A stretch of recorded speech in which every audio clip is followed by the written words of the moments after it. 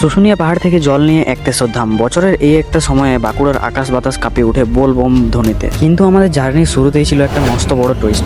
শুশুনিয়ার main ধারায় মানুষের যা লাইন ছিল, সেইখানে দাঁড়ালে আমাদের জল নিতে একদম রাত হয়ে যেত। আমাদের 3 বন্ধুকে আমার বাবা গাড়িতে করে নিয়ে এসেছিল এখানে পৌঁছায় দেওয়ার জন্য। মেন ধারাতে এত ভিড় ছিল বলে ঠিক তখনই আমরা একটা বুদ্ধি খাটালাম। মেন ধারা ছাড়ি দিয়ে আমরা চলে গেলাম পেছনের ছোট জমধারায়। জমধারা মানে তোমরা সবাই আশা করি জানো, আমার ভিডিওতে তো দেখেইছো যে ছোট ধারাটা যেটাকে জমধারা বলা হয়। যতটা যাওয়া সম্ভব আমরা গাড়িতে করেই গেলাম, কারণ মেন ধারার থেকে এটা অনেকটাই দূরত্ব, আর যদি হাঁটে আসতাম তাহলে অনেক লেট হয়ে যেত। গাড়ি থেকে নামে আমরা এত বড় বড় পাথরের মধ্যে দিয়ে হাঁটা শুরু করে দিলাম পাহাড়ে ওঠার জন্য। এইখান থেকে আমাদেরকে অনেকটাই হাঁটতে হয়েছিল। জমধারায় জল আনতে যে এখানেই মনে হচ্ছে আমাদের হাফ হাঁটা হয়ে গেল। এটা পাহাড়ের ঠিক সামনেটাতে আছে, কিন্তু আমাদেরকে এখান থেকে কিছুটা হাঁটতে হবে। বন্ধুগণ, এই পাথরের মধ্যে দিয়ে হাঁটা কতটা কষ্টকর সেটা আজকে বুঝতে পারছিলাম। তো যাই হোক, কিছুটা হাঁটার পরে আমরা পৌঁছে গেলাম জমধারাতে। আর দেখতে পাচ্ছ এখানে লাইন ওই দিকের থেকে 50%ও লাইন, মানে 25% বললে অনেক বেশি হয়ে যাবে।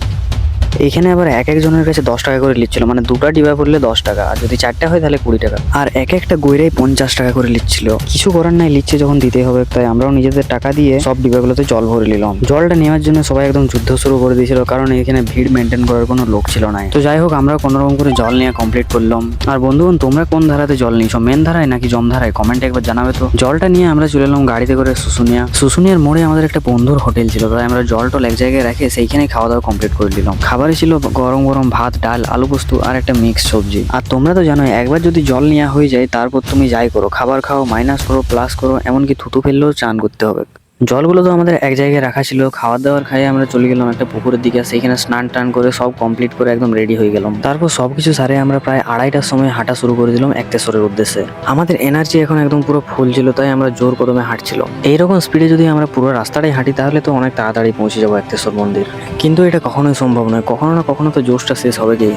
তারপর হাঁটতে হাঁটতে আমরা শুশুনিয়ার এগ্রিকালচার কলেজ পার করে দিলাম। কলেজটা ঠিক একটু সামনেই ছিল একটা ছোট্ট মিষ্টি নদী। জলের স্রোতটা হালকা ছিল আর চারপাশের পরিবেশটা একদম দারুণ ছিল। দেখলাম অনেকেই সেখানে মনের আনন্দে স্নান করছে, মজা করছে। এই লোক কি আর সামলানো যায়? আর ব্যাস, আমরাও নামে পড়লাম নদীতে মজা করার জন্য। আর নদী আমার এমনিতেই অনেক ভালো লাগে। তারপর সেখান থেকে স্নান টান কমপ্লিট করে আমরা সোজা চলে গেলাম ছাতনায়। দুপুরের খাওয়া দাওয়া অনেক আগেই হয়েছিল বলে পেটে একদম ইঁদুর দৌড়ছিল। ছাতনা ব্লকের সামনের এই সুন্দর ক্যাম্পটাতে আমরা খাওয়া দাওয়া করে চান টান কমপ্লিট করে সোজা হাঁটা শুরু করে দিয়েছিলাম। আর ততক্ষণ পর্যন্ত একদম পুরো সন্ধ্যা হয়ে গেছিল। অন্ধকার নামতেই রাস্তার রূপ একদম বদলে গেল। সারা রাস্তায় ভক্তদের ভিড়। কিন্তু যাই বলো আর তাই বলো, খাওয়া দাওয়ার কোনো অসুবিধাই ছিল না।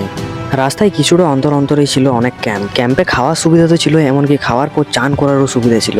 দিয়ে শালবনী পৌঁছাতে আমাদের স্বাগত জানালো এক বিশাল ট্রাফিক জ্যাম। কিন্তু ভক্তদের উৎসাহের কমতি ছিল না। চারপাশে মানুষের বলবম স্লোগান শুনতে শুনতে আর জ্যামের সাথে লড়াই করতে করতে আমরা কোনো রকমের সেই জ্যামটা পেরিয়ে গেলাম। জ্যামের ধকল পেরে আমরা এসে পৌঁছলাম এই বাঁকুড়ার ওভারব্রিজে, আর তারপর রেল লাইনের কাছে। রেল লাইনটা পার হওয়ার সময় বুকের ভিতরে একটা আলাদা উত্তেজনা কাজ করছিল, কারণ আমরা আমাদের গন্তব্যের খুব কাছেই চলে আসিছি। আর ফাইনালি চোখের সামনে ভাসে উঠলো একতেশ্বর মন্দিরের সেই বড় ঐতিহাসিক গেটটা। সত্যি বলছি বন্ধুগণ, চড়া রোদ, নদীর ক্লান্তি আর এই শালবনির রাস্তার জ্যামে সব কষ্ট ওই গেটটা দেখা মাত্রই কর্পূরের মতন উড়ে গেল। মনের ভিতরে একটা অন্য লেভেলের ফিলিংস হচ্ছিল তখন। এত ভিড়ের মধ্যে গেট দিয়ে এন্ট্রি নিয়ে প্রথমে একটা দোকানে চলে গেলাম বাবার পূজার সব জিনিসপত্র কেনার জন্য। পূজার জিনিসপত্র নিয়ে সোজা লাইনে দাঁড়ায় পড়লাম। কিন্তু লাইন কোথায় যে শেষ হয়েছে তা খুঁজে পাওয়াই দায়। মানুষের ঢল নামেছে। লাইনটা খুব ধীর গতিতে এগোচ্ছিল আর সময় যেন কাটছিলই নাই। দাঁড়ায় দাঁড়ায় যখন ক্লান্ত, তখনই দেখতে পেলাম মন্দিরের ভিতরের মেন গেটটা। ঘড়িতে তখন ভোর 4:30 পেরিয়ে গেছে।